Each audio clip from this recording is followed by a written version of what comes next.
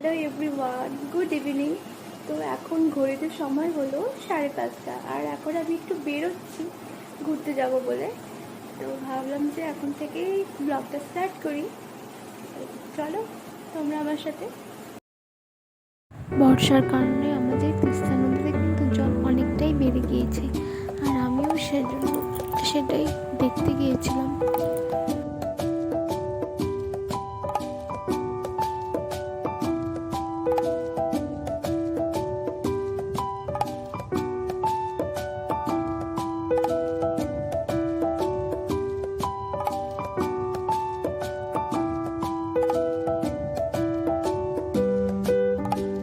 বৃষ্টির কারণে জায়গায় জায়গায় জল জমিয়েও গিয়েছে, তো দেখতে ভালোই লাগছিল।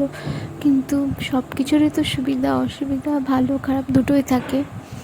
তো সেখান থেকে আসার পরে আমি আর ব্লগটা করিনি। আমি নেক্সট ডে থেকে ব্লগটা স্টার্ট করেছি। সকালে ঘুম থেকে উঠে ফ্রেশ হয়ে বেডরুমটা গোছগাছ করে আমি কিন্তু রান্না করে চলে এসেছি। তো আমি এই লাঞ্চ অবধি ভিডিওটা করেছি, এরপরে আর করিনি। আর আজকে লাঞ্চের মেনুতে ছিল মাছের ঝোল আর এই সব সবজি দিয়ে একটু চচ্চড়ির মতন।